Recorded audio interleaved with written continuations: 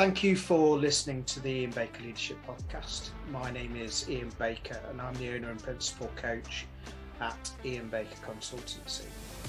At IBC, we serve leaders who want to execute their A game, and working with either one-to-one or one-to-many, we use our probing techniques to help deliver measurable results to those leaders and teams.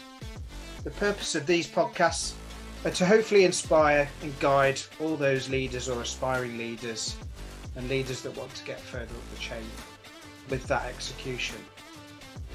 And today I'm very fortunate to have an amazing leader with me to talk to. So all I ask is that you grab a drink, get comfortable, and hope you find that this recording is both fun and informative.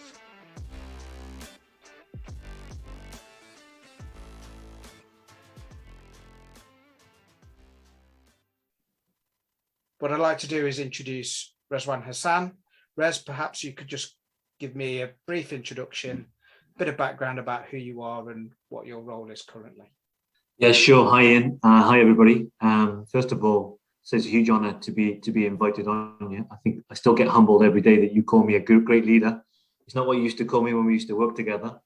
But a big thank you to you. So who am I? This part of my story is really important, actually, and I like to share it more and more now. Is I'm a son of a migrant who came to the UK in the 1960s to make a better life for himself, and he came from Pakistan. So I'm the youngest of three boys. I proudly call myself a British Pakistani. I'm proud of being British. I'm also proud of my heritage of being a Pakistani. And I grew up in Wales, born and bred there. I went to school there and then had the opportunity to kind of live away from home. I went to Liverpool University and I studied chemistry. So I'm a scientist by background. And from a very young age, my dad kind of instilled the importance of having an education because he wasn't afforded one himself.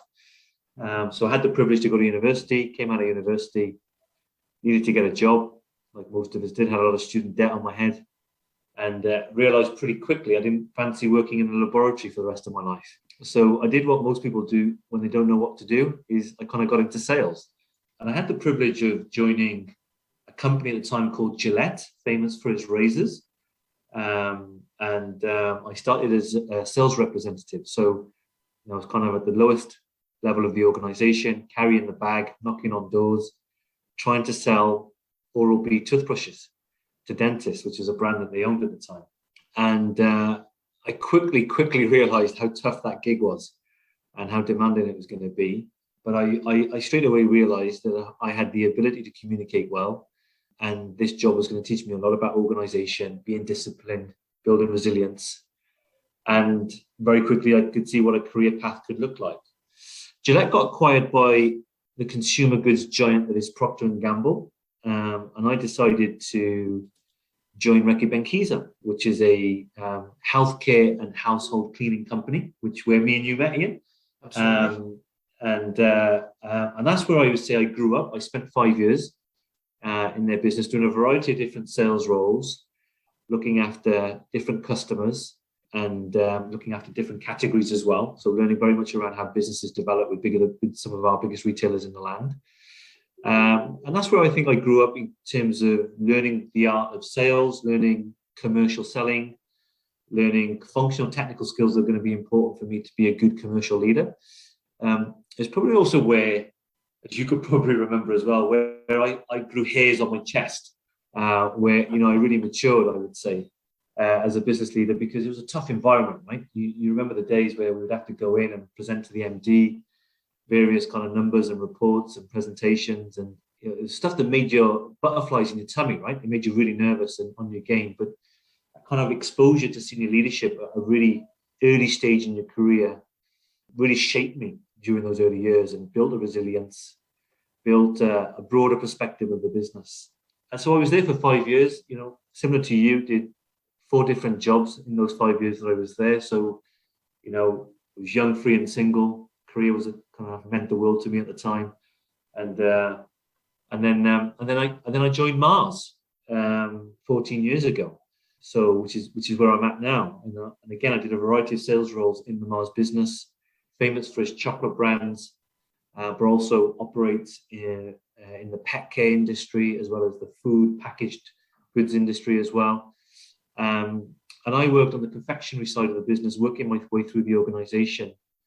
And then up until kind of 3 years ago, I was the sales director for our UK confectionery business, which is one of our biggest businesses in the Mars Corporation.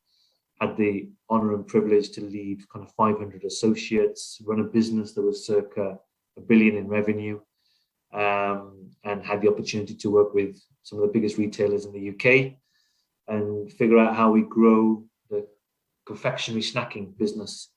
And I had a great time doing that job. And it was my first time being on a leadership team in that role. So that was also a really big moment in my career. Learning about not just being a functional leader and running a function, but also being part of a broader enterprise agenda, and how you get the value of the business by working together collectively and really driving value and performance for the business. And then I was very fortunate that, a few people saw that some potential in me becoming a general manager. And having spent kind of 19 years of my professional career in the UK, I thought it was a good opportunity to kind of step abroad. And I've been running our Iberian business, which is Spain and Portugal from a geographical standpoint. And I've been looking after our business across confectionery, pet care and food. I've been doing that for the last 3 years, based in Barcelona, which has been a fantastic experience personally as well as professionally. And I've kind of learned a lot. I'm sure we'll talk about it later around, different cultures, different barriers that you would have. Being an expat here that doesn't speak the local language has been a huge learning experience. So I've been doing that for the last 3 years, and my 3 years are due to be up next month. So it's been a fantastic experience. Learned a lot. Hopefully did a good job along the way as well. So that's me professionally. And on the personal standpoint, as you know, passionate about sport. A big anchor point really in a lot of my learnings through business. I think sport teaches you a lot, and I love cricket, and a big passionate cricket player and a supporter, and now an administrator as well. And if you're South Asian, cricket's in your DNA, right? So that's a big part of who I am. And then obviously a huge Liverpool Football Club fan. So probably one of the reasons why I went to study university there. And I think we have one of the best leaders ever in Jurgen Klopp. I'm sure we can talk about him at a later point as well. So that's kind of my interest outside of work. I'm married to Nadia, who's been integral to shaping my leadership and shaping what my values are over the last kind of 15 odd years that I've known her. And I have 2 young kids, Maya, who's my daughter, who's 7, and Issa, who is my son, and he's 5. And yeah, they're constantly teaching me about leadership on a daily basis. So I'm sure you're well aware of how the kids will stretch you as a human being, as a dad, and as a leader every day, right? Yeah. So so that's a little bit about me, and hope that helps. No, that was brilliant. There's so many things that you brought up there where we could go and talk about. I suppose it's still a relatively hot topic. I'm recording this on the 22nd of March, and it's only a couple of days after Liverpool fluked their way past Nottingham Forest in the quarterfinals of the FA Cup. They were lucky that our finishing wasn't as good as theirs. So I won't bring that up again, Rez, and I won't hold it against you. But I do have a fond memory of making you wear a Forest shirt playing a 5-a-side football tournament when we were at Reckitt. So I do remember that, yeah. Yeah, so thank you for that introduction. What I'm going to start with, if you don't mind, is you mentioned how much of an influence Nadia has been in the last sort of 14, 15 years in supporting you and developing, helping you develop as a leader. What is it that specifically that your family and Nadia has helped you with from a leadership point of view? Yeah, so the way I've been able to frame my leadership offer has been to really understand what my values are and where my values come from. And there's probably been two driving forces behind learning about my values. One has been my parents and the upbringing that they gave me, and then the other one being Nadia, effectively holding the mirror up against me, versus, describing who I think I want to be versus who I am really on a day-to-day basis. So, as I shared with you, I was a son of a migrant. So my father came to the country in the 60s with next to nothing to his name. And my mum ran our house, and she taught me the concept of generosity and how generosity is not connected to wealth. And I always had this kind of belief that you can only really be generous if you had plenty to give. And plenty to give meant monetary value. And what she taught us from a young age is actually you can be really generous with your time, your support, your love, your willingness to help, food, which was a big thing in our family. You can be generous with your food. It's a big hospitable kind of culture within the South Asian culture. So I think the first value that I learned about my leadership was generosity, and how that helps me to want to help people, and how it doesn't have to be reciprocal. So you don't give to receive, right? So this is the concept of generosity. So that's the first thing. My dad worked in a factory pretty much most of his life, so he was a labourer, and he came from an environment where he didn't have a lot. So what he did have was his integrity. So my dad was always a big advocate of, if you commit to something, you see it through. If you make a promise to someone, you see it through, and you operate as honest as you can. Therefore, you say what you think, and you don't compromise that in any way. So therefore, the value that I've taken on board as a result of that is authenticity. I try to be who I am. I try not to be something that I'm not. I equally, the downside of that can be I can be pretty direct. People will always know how I feel about things, and there's a positive to that because people will always know where they stand. But there also can be an edge to that, right? Which is something I need to be aware of. Because sometimes, people struggle with that frankness and the straightness, and that's something I've struggled and continue to struggle with throughout my career. It's how do I make people feel safe around me, right? So authenticity is another value. The third value is very much linked to competing. So having played a lot of sports in my life, and speaking really openly, having suffered a lot of casual racism early on in my kind of upbringing in the heart of South Wales, the way I used to gain respect was on a sports pitch. So I could be competing with someone that would have been casually racist to me during the week, but I won their respect on the sports pitch. And I won it through being a good cricketer or being aggressive in the tackle in football, whatever it may be. But I kind of saw very early on that raising the stakes, competing was a way of me kind of getting that mutual respect from people that would cast a judgment on me on the way I looked or the way I appeared, right? So sport has played a big part in my life. I like to raise the stakes. I like to push myself as much as I can.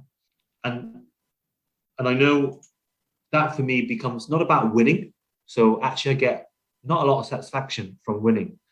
I get more satisfaction when I've left everything on the pitch. And again, from a leadership point of view, that has many positives because I can constantly kind of push the ambition of what we can try to achieve.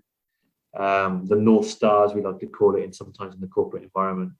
So that's really good because I can galvanize teams around that. The dark side of it can be sometimes maybe you're trying to push two people too fast, too quickly, right? Maybe people are not prepared to compete as heavily as you, and therefore creating followership sometimes is something I need to watch out for. I don't leave people behind.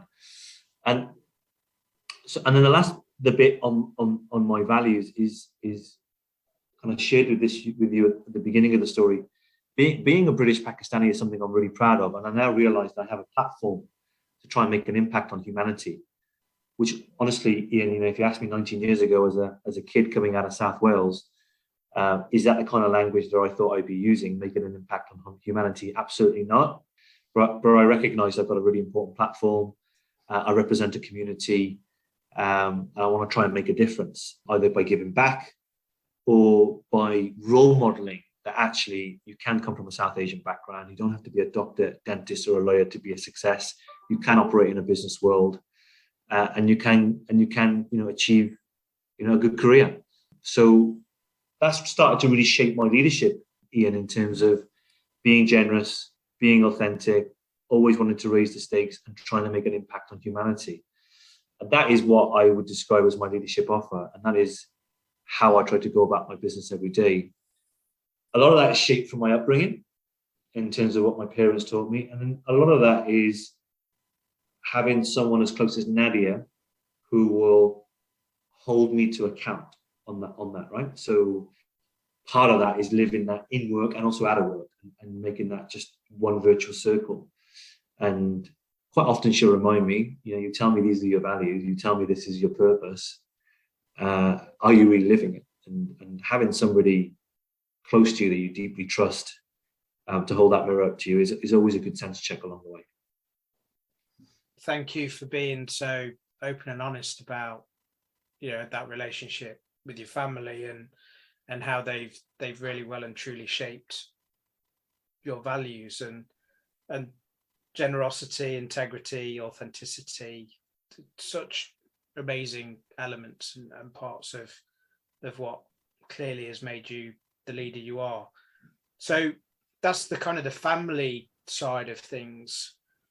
We spent a number of years working together. You talked about we had some interesting times, working together in the pressures of work. In terms of some of the leaders within the business world that have influenced you, what have they looked like, and how have they added to this value proposition that you've got? Yeah, I would say, Ian, you learn as much from the great leaders that you see as well as the bad leaders, right? So the people that don't make you feel great, I've learned as much from them as I have from those that make you feel like you're ready to jump through brick walls for them, right? So I would say probably a couple of things stand out to me. I've had bosses in my career where I've really been scared of them. Yeah. So I've had days where I've had bad news and I've gone to pick up the phone to tell my boss the bad news, and I've thought twice about phoning them because, I was intimidated by the reaction that I was going to get on the other side of it, and knowing that was just going to be a horrible phone call. And that psychological safety is something I've learned about in my career, that of course you can fear somebody into getting a job done. But for me, that's kind of really short term and not sustainable, and not really getting to the heart of the issue. And what my learnings from that is regardless of the outcomes that you're dealing with, keeping psychological safety for people to be at their best is really important. And I've learned that in business, where I'm sure you can kind of picture who those individuals would be that would intimidate the hell out of you into driving an outcome, and gone, okay, I was quite resilient. I quite enjoyed that hustle and bustle. I'm quite having a bit of a dust up, and I can handle myself in those situations. But did I really enjoy them? Did it really bring the best out of me? Did I feel like I could be really honest and truthful and transparent and put the real conversation on the table? Probably not, right? So whilst I may have been able to navigate through those kind of choppy waters in those instances, it wasn't an enjoyable experience. So, I would want that experience to not feel like that for the people who I work with or have worked with. And don't get me wrong, right? I've got it wrong myself plenty of times. But I always go back to, I don't want to feel that way, and I don't want my people to feel that way. So psychological safety becomes really important.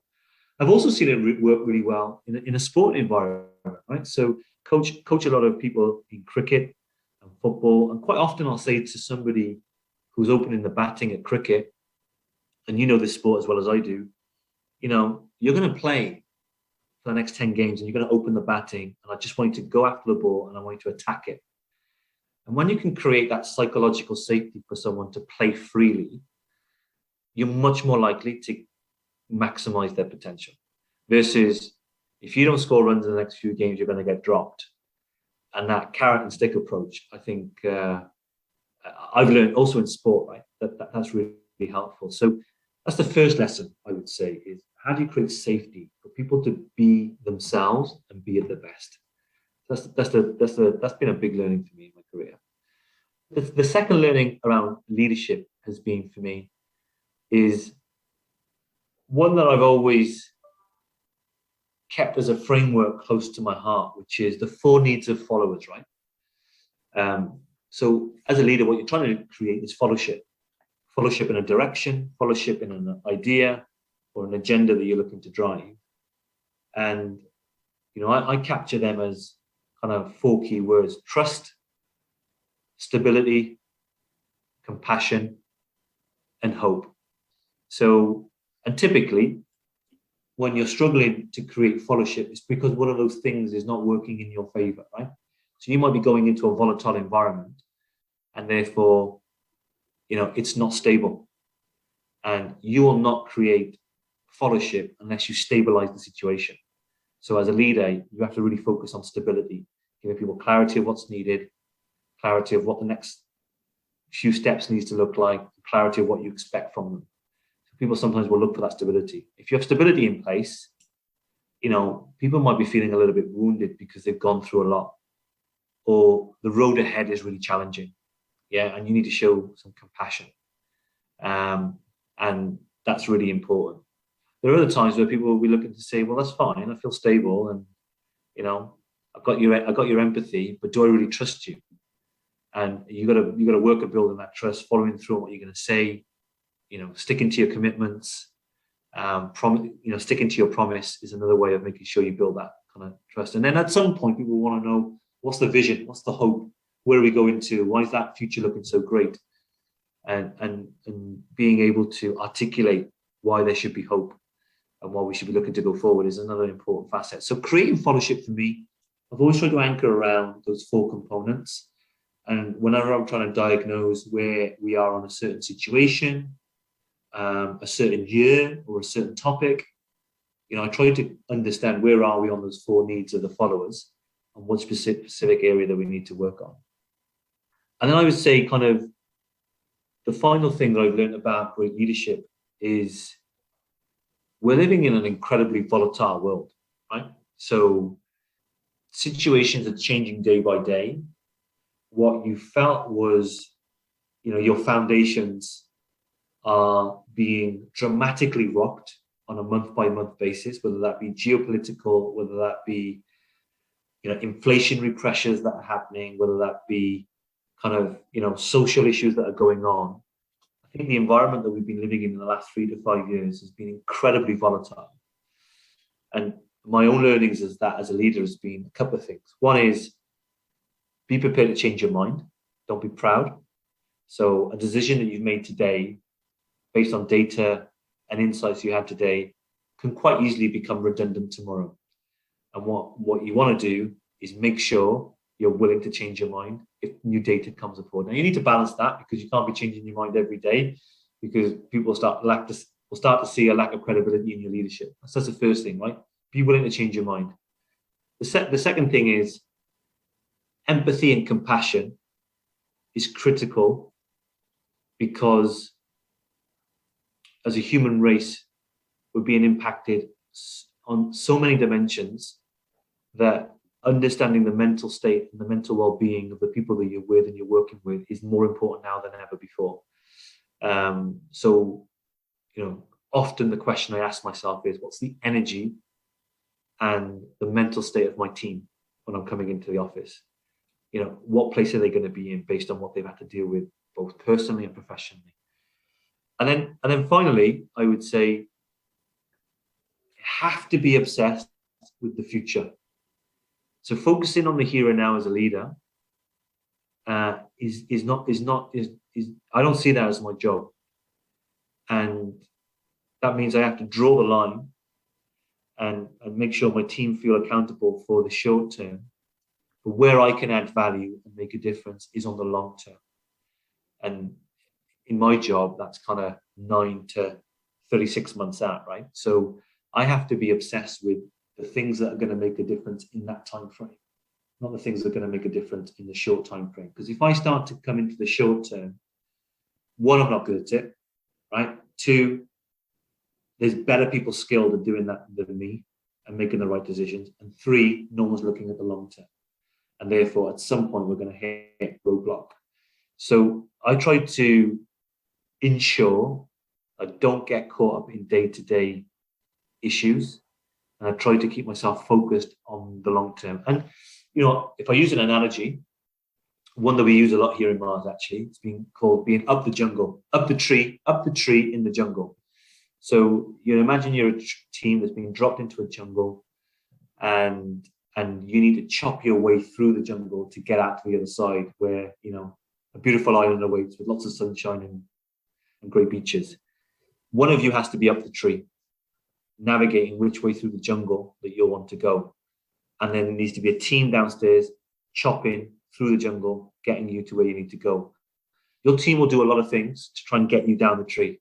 Boss, I don't know how to chop in this direction. Come down and help me. Boss, can you figure out whether we're going in the right direction?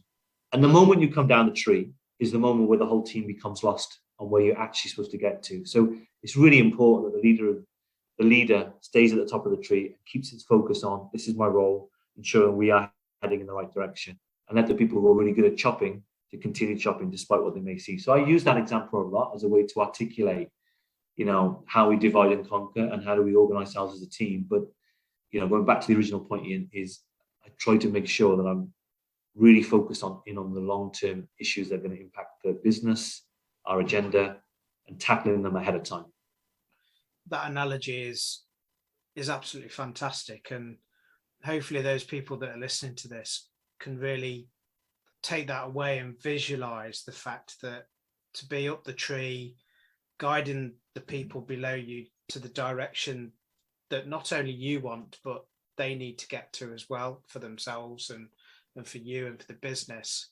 And the bit that really struck me there was the fact that they will be constantly trying to pull you down the tree in order to get you to do the chopping. And I really like that. So that hopefully if anybody writes anything down or takes anything away, that's a really great little message. So thank you for that. There's some interesting points in there, and one of them was relating to, for me, the bit around the psychological safety. Now, it's obvious that you have learnt through bitter experience and through the last 14, 15 years of being in Mars, which, as everybody knows, is a global organisation which will clearly look after its people well and wants to retain the best people. So it probably affords you a number of the tools to be able to do that well. If you're running a very small business that's quite high pressured and there's a lot of angst and pulling and smaller teams, are there any, you talked about the four tips of the fellowship, but is there anything really about the psychological safety that a leader who really is in the thick of it, what strategies would you advise them to take away so that they can make sure that team remains safe? Because I think that's a really important thing with leaders, and I see it a lot in leadership where the pressures of the day job just get reflected and drop down into the teams, and then everybody starts feeling pressured, everyone starts getting a little bit angsty. And I'm just interested to know how somebody who's just coming into the leadership role and isn't as experienced as you, what thing could they do very early on that allows them to create that safety? Good question. So I think what I've learned, and maybe it's not the best example, right? But I've always assumed my role to absorb pressure, so absorb it as much as I possibly can, hold attention, and kind of exhume calm, right? So I tried to do that at home, and I try to do that at work. And why do I do that? Because I've really learned that once that pressure starts to leak from me and to the people that I care about, my team, my family, I think it starts to drive a lack of clarity and sometimes the wrong decisions, short-term decisions to alleviate the pressure. Yeah. So let's use a business example. we have to hit monthly targets that ultimately contribute to an annual target that we're all tasked with. I'm sure everybody who's listening can relate to that. You've all got targets of some sort of measures that you have to deliver for your boss. And I've always taken the philosophical view of I will take the pressure that comes from missing short-term delivery on the proviso that we deliver the long-term plan, right? So whether that be an annual plan, I make sure that I absorb the pressure that comes from that and don't let it leak to the team. And then equally hold the team accountable to, at some point, we need to get a short-term right and into action. So I would say absorbing pressure, exhibiting calm is a really important part of creating safety. The second thing I would say is continuing to check in on the capability of the team. Okay. First of all, we all go out to really hire great people. And by the way, I've not mentioned it yet, but it's probably where I spend 90% of my time thinking about the team, the capability of it, the skills that they need, the culture that they're creating, the chemistry that we have in the team. How do we continue to improve that? So that is 90% of my job on a daily basis, making sure that's right. So when I say making sure I've got the right capability in the team, of course you'll bring the talent in and you get the right team around you, but the capability needs may change from month to month to quarter to year based on what you guys are looking to do as a team. And that capability can be addressed by me, by good coaching one-on-one. But that also may be capability that I need to bring in externally for people to help us to upskill us on new skills that we need to transform our business. An example being, how do we digitalize ourselves to be really relevant online in the categories that we operate in? We need some expertise coming in to help us understand how to become much more future focused with our shoppers. So building capability in your team allows them to then figure out how to do their jobs really well. And when they start to know that they can do their jobs really well, you start to build confidence and therefore safety in their capability. That's another way of doing it. So that's always a big focus of mine. And then that will also lead to my management style with them, right? So if there's a capability that I can teach someone, I'll get quite directive and I'll be really clear on what someone needs to know and apply situational leadership at that point, right? Which is, okay, you don't know how to do A, B, and C. My role now needs to be to roll my sleeves up a little bit and be a little bit more directive with you on what needs to happen and when it needs to happen, have regular check-ins with you, make sure we're progressing in the right way and showing you a little bit of how it's done, where eventually you understand it and you start to run with it. There'll be other elements where that style, that directive style, can actually have the opposite impact on someone. You could blow their confidence because actually they know how to do it. And what they need is emotional support, or they just need a direction to go in, or they just need confidence that what they're going after is the right thing. So adapting your style between empowering and directing is a really important facet that I have in making sure I'm building capability, but also coaching as well as creating that safety. Thirdly, I think, I try to create an environment where either through my own questioning style or role modeling myself, vulnerability, right? So trying to understand what people are feeling vulnerable about, where their concerns are, and reassuring them that that's okay. It's okay, right? That you're feeling vulnerable about A, B, and C. You're feeling worried or scared about a risk that we're going to take. You're feeling concerned about the impact on the business that it could have. So really trying to understand through curiosity and through empathy whether people are vulnerable and are feeling vulnerable. And the best way to role model that is to show vulnerability yourself. So I'm quite comfortable as the leader when I'm asked to make a decision to say, actually, I don't know how to make this decision, and bringing the team in sometimes to really think about how we make that decision together. So that would be the other kind of tools that I would use to try and create safety in a team environment. Thank you, Rez. There's a lot of themes that keep reoccurring in this, and when the one thing that strikes me, and I'm just trying to put myself in the position of some of the people that might be listening to this depending on what their business is and who they're working for, or maybe they're in a role where their next step is into leadership and management, is that some of the biggest excuses I get back from leaders and managers is that, yeah, this is all wonderfully, and we should be demonstrating empathy, we should be doing capability checks, and we should be exercising all these different behaviors, but I just don't have the time.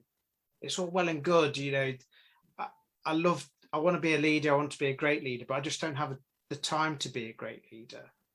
And I'd be interested to understand from you what is it from a time management point of view that allows you to get all this done? Because I think in some respects, the people that are listening will probably go, yeah, but he works for Mars. They've probably got loads of time to do all these nice things. But I'm running a £1 million business or a £2 million business. I just don't have the time. Should I do in order to create the time or the energy to do this? Do you have any thoughts on that, Rez? Yeah, so I passionately believe that is not an excuse, not having the time, right? So that cannot be used as an excuse. And I test everybody around me on this on a regular basis. So the first thing is, regardless of whether you run a £1 billion business, a £200 million business, or a £1 million business, leading people is critical to the success of your business, right? So what does that mean? Number one, having a great team around you. So that means you go out, you select great talent, you bring talent in that you think is capable, that could drive your business forward. You develop talent, so you make sure that you continue to developing them, making them better every day, helping them reach their potential, so they ultimately drive performance with you in the business. And then thirdly, also manage performance, right? Because you'll have situations in your business where maybe the person is not right. Maybe the performance or the capability showing is not right. And letting that play out and fester in your business just creates a negative impact. So creating the right team is critical. And I see those three things I've just described to you as kind of a big focus of my time to make sure that's working well. The second thing then, once you're developing the talent and selecting the right talent, is then how do you engage that talent, right? So how do you get them motivated to want to run through brick walls for you? How do you get them performing at really high levels? And, there's a process that we follow here at Mars that kind of guides us through on that. One is that we want to really be clear on what is our purpose of being together. So why do we come together as a group of individuals and work together? What's the inspired purpose that we have that gets us behind getting out of bed every morning, coming into work and wanting to give 110%? What is it? What's the collective inspired purpose?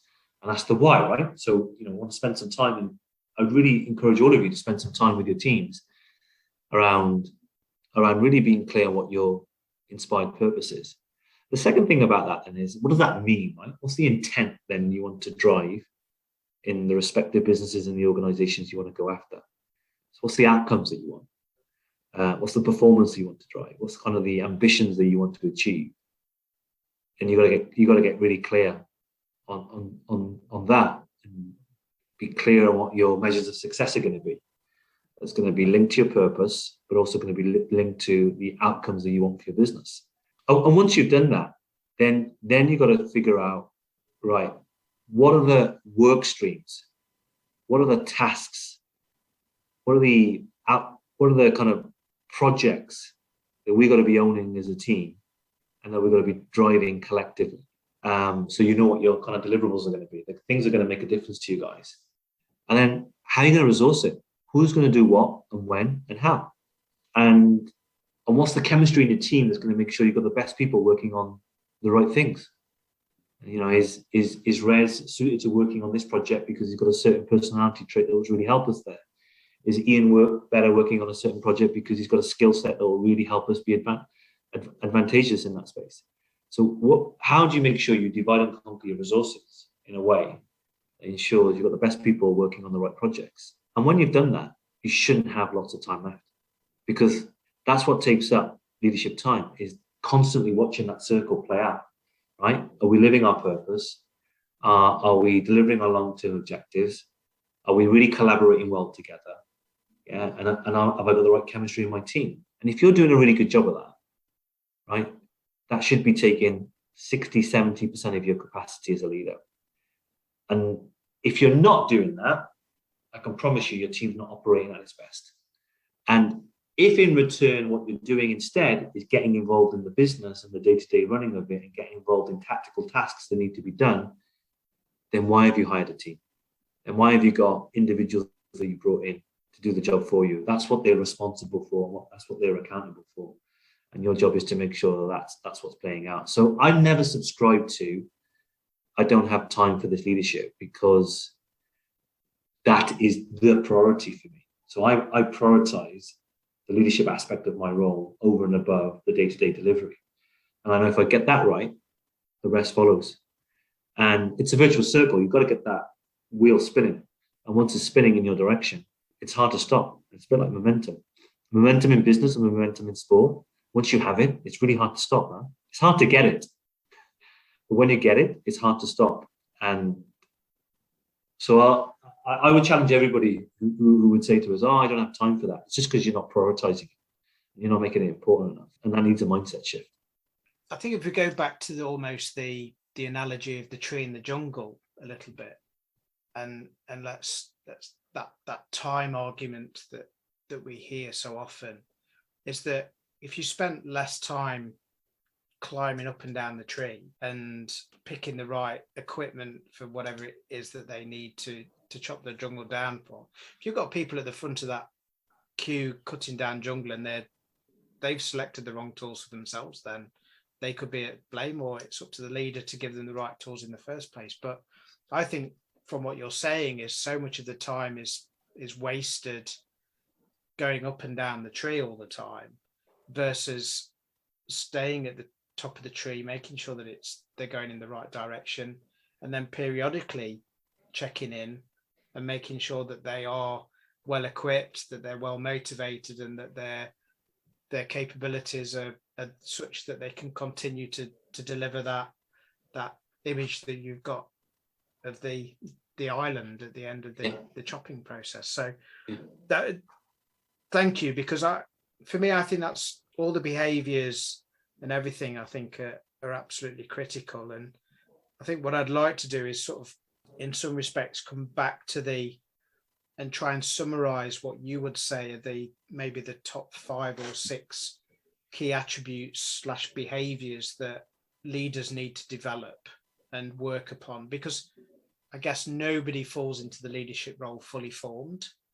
Everybody has to start somewhere, and if they were to prioritize the behaviors that they work on as well as the tasks that they need to work on as a leader, it'd be useful for me and hopefully the people listening, is that we can almost give them a checklist of saying, like, these are the sort of behaviors that I think you need to start learning and demonstrating, and these are maybe the tasks and the things that you should prioritize as a leader in order for you to become the best version of yourself. Is that something that perhaps we can do in the last? Yeah, sure. Yeah, sure. So let me caveat by saying, no way do I profess I'm having the right answers on this, right? This is just stuff that I try to use in my career.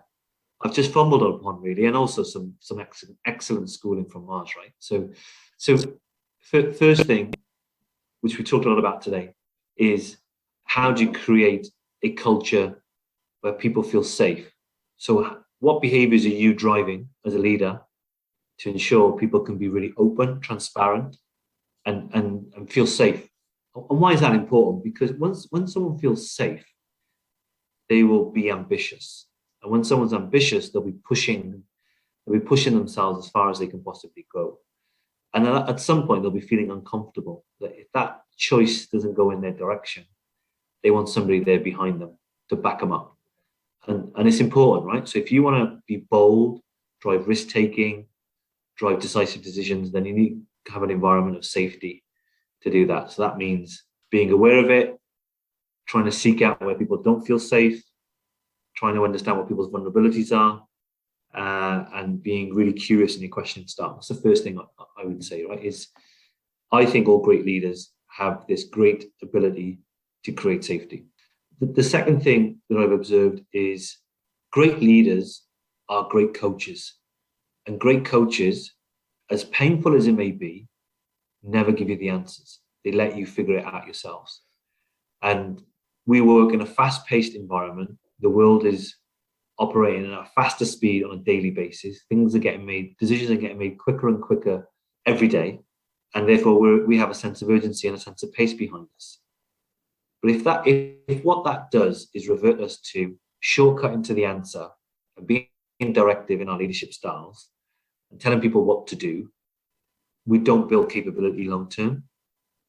We don't create an empowerment culture in the organization.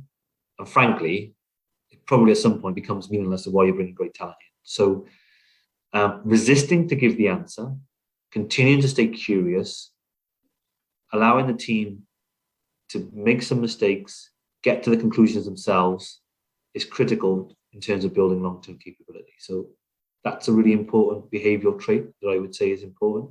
Thirdly is reward and recognition, right? We can be quite critical of ourselves as human beings, right?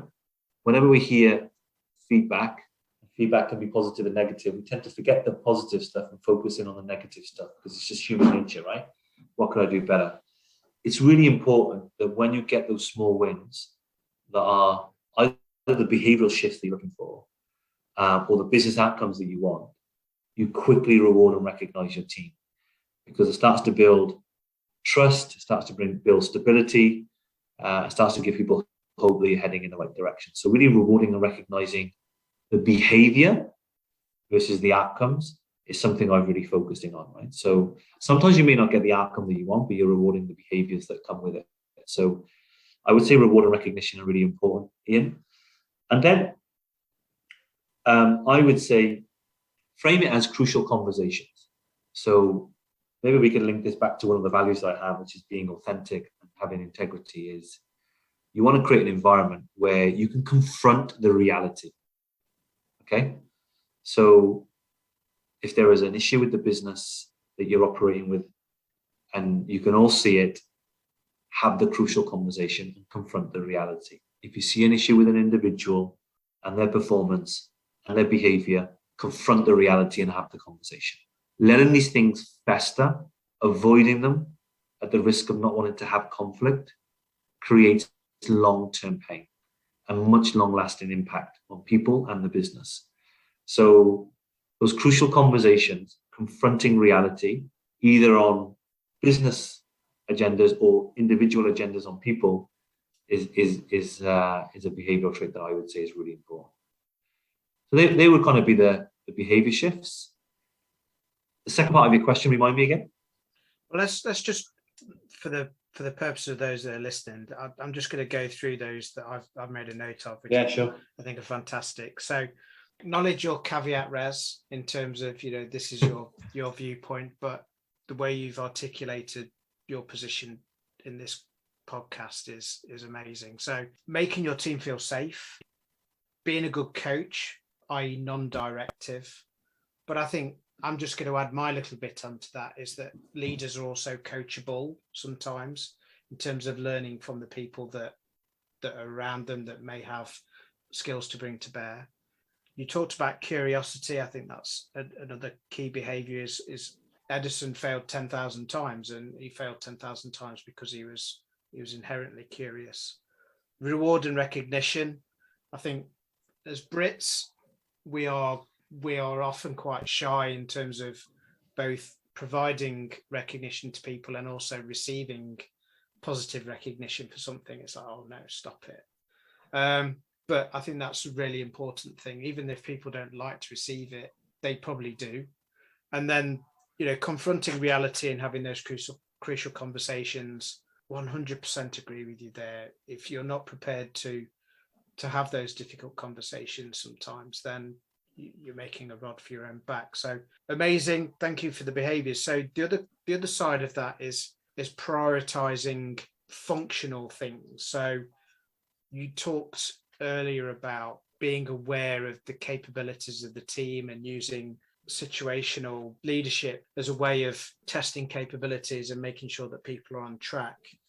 What are as a leader, if you're writing your to-do list tomorrow, what's at the top of your to-do list when, as a leader, on a weekly and monthly basis? Yeah, so look, it sounds really obvious, right? But the one thing that the leader will uniquely own in a business or any institution is the strategy, right? So what is the strategy? The strategy will be your compass. Where do you want to go? How are you going to get there? And what do you need to do to get there? And what will success look like? You know, I continue to be surprised that sometimes the lack of clarity a leader or a leadership team may have on what their strategy is, and therefore what the priorities are for the business, function, team, whatever it may be, right? So, and clarity at a granular level. So what does it mean for me as a head of a function? What does it mean for me at an operational level, right? And so I would say having a strategy and having a strategy that is clearly can be executed with clear metrics that will show you success is really important. And that's a really easy statement to come up with, but actually requires a lot of hard work and a lot of discipline, because it needs a really good diagnostic. It needs to be broad enough to encompass the area that you're looking after, and it needs to have depth so that it can have an impact on everybody who's working in the organization in a variety of ways. You need to be able to measure it, you need to be able to report against it, and you need to be able to track success. So when you look at all of that, actually that's quite a big piece of work that needs to be done. And once it's done, you've got to constantly refresh and renew it. So is it still relevant? Are we working on the right stuff? Are we delivering the KPIs? If not, why not? What do we need to change? So having a strategy and a process to review it and to drive the priorities of the business and to allocate your resources to is probably the most important thing that I always find when you come into a new agenda as a leader, right? So having clarity of that is really important. And that's not a one-off exercise. That's a set piece of work that no doubt when you come into a piece of business, that needs to be constantly refined and renewed and then worked against. Then you need to make sure that the whole organization is aligned to it and working on it. And if anybody is working on something that is not aligned to your strategy, you've got to really question whether they're doing the right stuff. So how do you cascade that through your organization? And how do you align your organization through good follow-up discussions with various different levels of the organization to make sure everybody's aligned? So that's kind of, Ian, what I try to make sure, on a monthly basis, that our strategy is really clear, people are really understanding it, and we're aligning it to as an organization. And then that's what helps me organize the team, helps me organize our resources, helps me organize how we measure and track performance, and how we continue to refresh and renew that and just have the right conversations if we're off track on any of those KPIs. The second element to that I do on a really regular basis is check in on the capability and the culture of the organization. So what are the capabilities that we need to be able to land this? And what's the cultural shift that we're looking to make to ensure that these things happen? And that's my obsession on a daily, weekly, and monthly basis, is less on the content of what we need to do, because I trust the people that work for me that are coming up with the right content. Also have 20 years worth of business experience that kind of lets you spell out whether you're heading in the right direction or not. But also, actually, have I got the right capability? Have I got the right culture? Are there behaviors getting in the way of making this possible? If so, what is it? And how do we overcome them? That's a big obsession for me. And I check in on that. And then thirdly, and maybe this is my own personal bias, making sure that we're clear on what success looks like. So when you've got there. And when you've got there, how do you go further beyond it, right? And that is what I obsess my time on, from a monthly, weekly, daily perspective. We are having, I'll give you a real life example. We're having significant inflationary pressure coming into our business at the moment, and we're having to look at ways of offsetting that inflation. And so I'm really clear right now, what does success look like? And the team is really clear on what success needs to look like. So now that we know we've got there, right, we now know where else we need to go. How do we go further beyond that? How do we actually not only offset the inflation, but create additional benefits for our business where there's any more bad news coming in our direction, we can absorb it. So being clear on what success looks like helps you not only making sure you're doing a good job and you're heading in the right direction, but also then allows you to set the next ambition of where you want to be pursuing to. So constantly raising those stakes. I was sharing with you earlier, that's really important to me from a values point of view. No, that was really useful. Thank you. I think you again caveated at the beginning that this sounds really obvious. And in some respects it is, but it doesn't hurt for any of us to just go through that thought process and just rethink, because we all get sucked into the day-to-day of whatever it is that we're doing as leaders, as business owners and running things, is that you think that strategy is a document that you created 3 years ago and you then sort of forget about it. So, again, just for the benefit of those people who are listening, just to summarize, is that prioritizing your strategy and ensuring that you have absolute clarity on what that strategy is and the metrics that allow you to diagnose whether or not you're on track or off track from that strategy. Allocating of resources, and that's not just people, but that's investment, it's time, it whatever that resource is for that particular moment in time. Are the team aligned? And again, I've seen it before where you've got one team that thinks that the vision is this and the other team thinks that the vision is this, and actually they're almost at odds with each other in terms of what their priorities are, because they're not truly aligned. And then if there is alignment but we're still not maybe hitting the metrics and the KPIs, is that you're studying the capabilities. You're making sure that, have I got the right people in the right seats doing the right job? And have I given them the best tools in order to go and deliver that piece of work or whatever it is that you're asking them to do?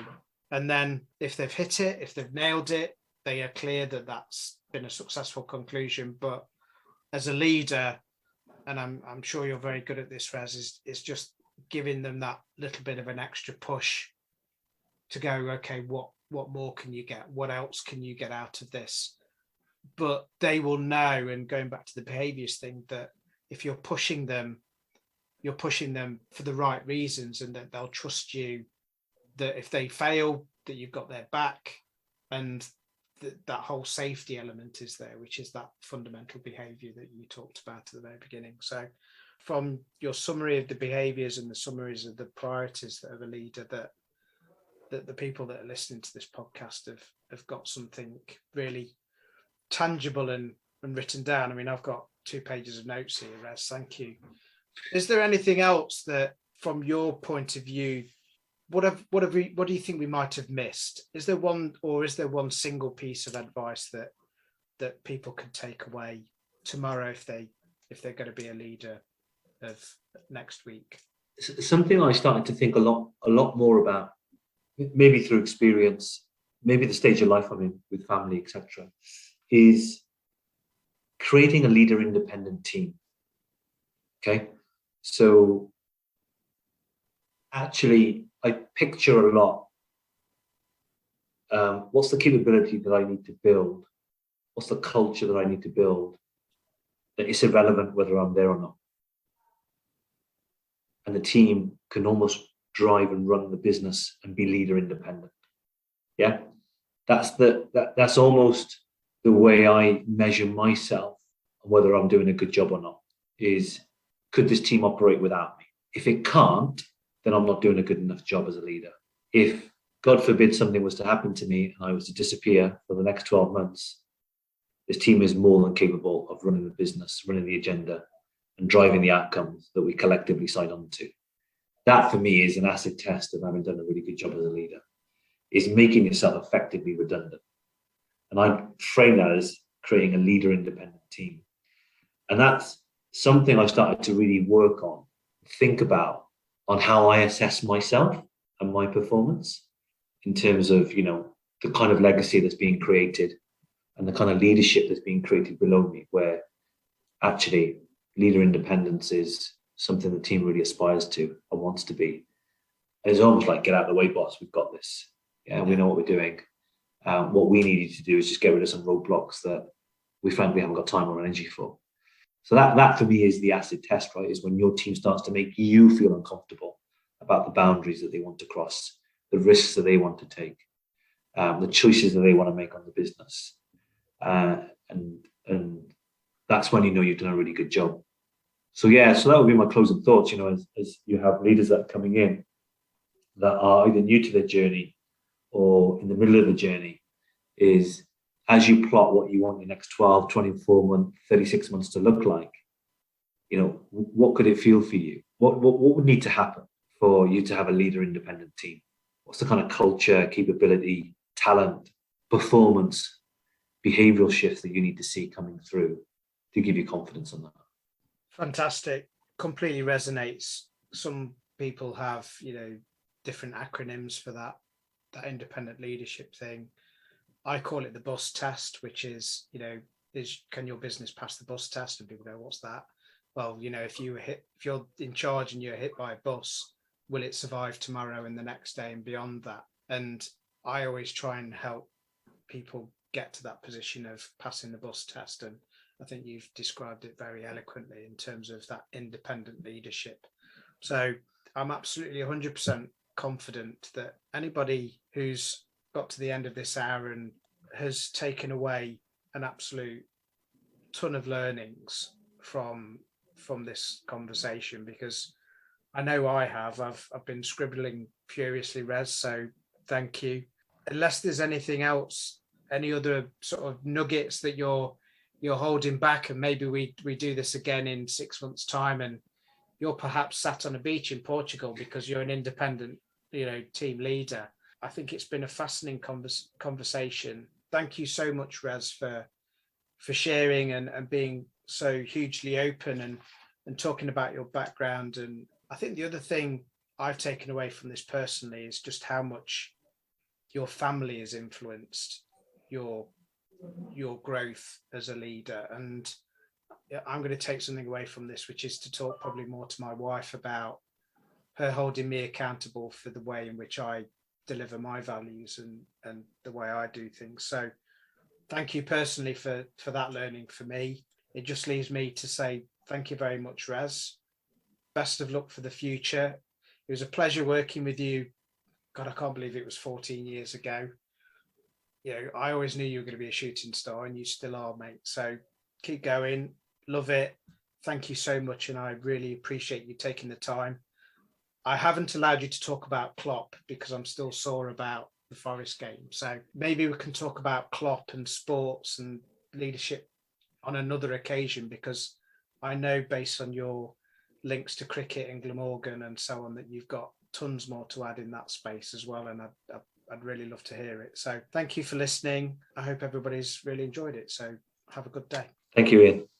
You've been listening to the Ian Baker Leadership Podcast. Thank you for taking the time to listen, and I do hope you've enjoyed it. If you'd like to review, share, or tell your friends about this podcast, I would certainly very much appreciate that. If you want more information about my executive coaching and my leadership programs, then visit my website, www.ianbakerconsultancy.com. Click on the links to contact me or book your free 30-minute call. Thank you again, and I hope to hear from you very, very soon.